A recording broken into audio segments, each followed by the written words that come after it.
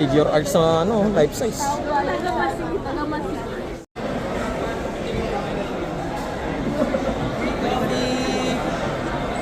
dito eh. Black Series.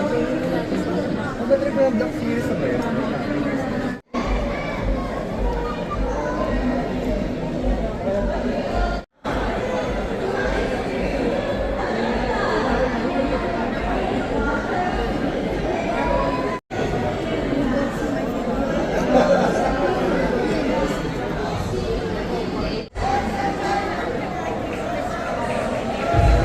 Hi, sir. Sorry. Hi, nurse.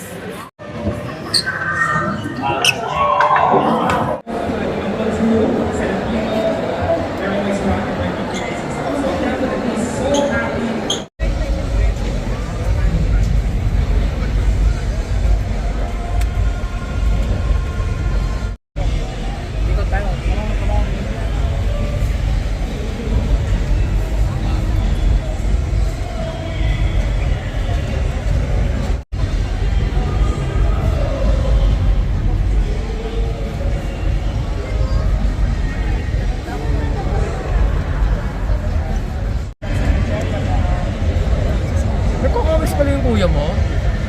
Oo. Magbenta yun. Chupus, mahal ko kayo. Champion! Mwah. Hello! Welcome mga Chupos! Follow and subscribe Chupos po sa Facebook niya.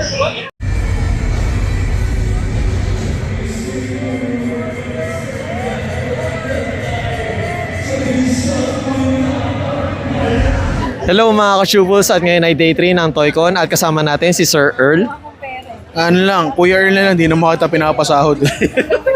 Ayan. At Kuya Earl, regarding pala sa Toycon, sir, is ano pala yung rene-represent nyo ngayon dito, sir? Right now, I'm representing High Market. It's TCG, local game store siya. Focusing on Magic the Gathering, Lorcana, and more. Tapos expand na rin kami sa Riftbound. So may dalawa kaming booth, isa banda ron, tapos isa sa taas. And Kuya Earl, regarding pala sa Toycon, is this your first time po ba na maka-join or sumali kayo, sir? Hindi, dito na ako tumanda eh. Shoutout kay Ninang Vic. Yay! Ayun. Sir, regarding pala sa mga TCG, syempre yung iba hindi pa aware sa ganito. Is, paano pala yung community dito, sir? Nagba-buy and sell ba kayo or puro sell lang kayo, sir?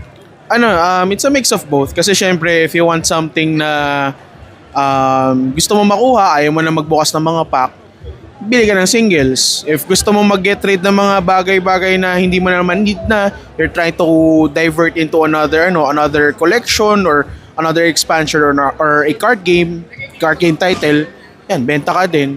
Then, it's a mix of both. Meron din kasi mga trading na nangyayari. And Kuya Earl, regarding pala sa may nagtanong kasi sa amin to before, sir, is ano po pala mas mahal, sir? Yung English version or yung parang Japanese version?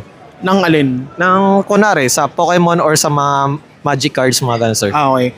When it comes to Japanese, mas mura sa Japanese. I think lesser kasi yung cards na meron siya. Depende doon sa expansion. Pag English naman kasi, 10 additional card siya imbis na 5. So, syempre, medyo mataas yung presyo. Mag-range mga 150 to 200 sa Japanese packs eh.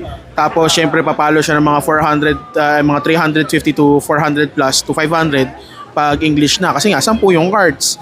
And then, when it comes to card quality, definitely, mas maganda yung sa Japanese comparison. Pero, syempre, dahil nga ganun yung sitwasyon, mas sought for ngayon yung mga magagandang quality na English cards.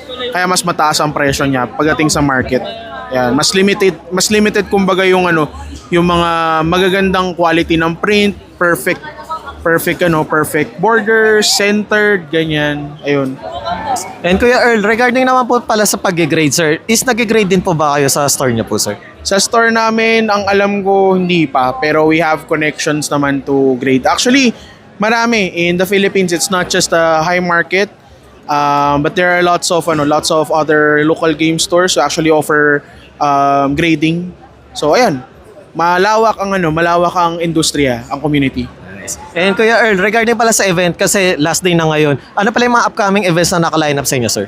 Okay, so first off, we have this coming, as far as I know, So meron kami sa September, Geek Pop Super Turbo happening in Circuit Makati. So abangan nyo yan. It's a video game festival for all the people. Free ticketed event ho siya. So if you are into video games, if you are into pop culture, kung gusto nyo magliwaliw lang at magkaroon ng happy time together with your family and your friends, punta lang ho kayo sa Geek Pop Super Turbo happening at Circuit Makati this coming September. Then this October, the 3rd Philippine International Collectibles and Card Show, PIX. It will be happening naman still at Space at One Ayala. So we're proud to say that we're already partnered with Space at One Ayala, the home of PIX.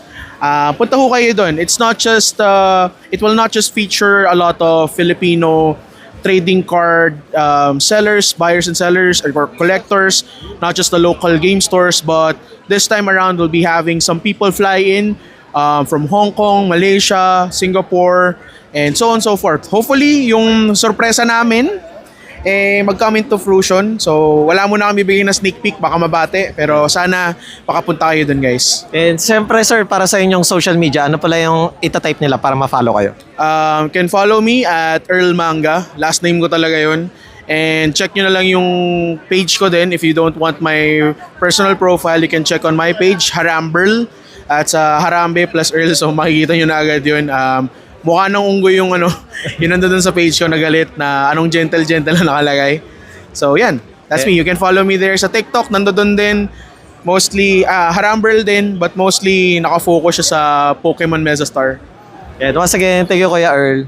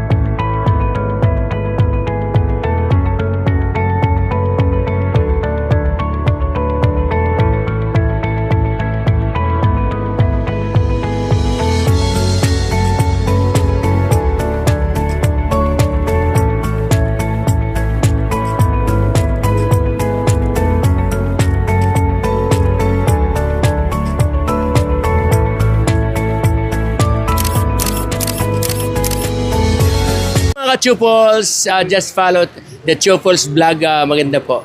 God bless! Hi mga ka-chupos! Magandang araw mga chupos! This is DJ Nicole Leal of 90.7 Love Radio. Magandang araw mga chupol. Siyempre ako naman ang kumikinang ulo, Diego Bandido. Let's go! Hello mga ka-chupos! Candy Veloso here. Hello mga ka-chupos! Yan, subscribe na! Hello mga ka-chupol! Hello mga ka-chupals, kumusta kayong lahat? Ito po si Ronnie Liang. Hello mga ka-chupos! Hello sa inyo mga ka-Chupals. Hello mga ka-Chupals, at ngayon ay day 1 ng Philippine Wedding Summit at kasama po natin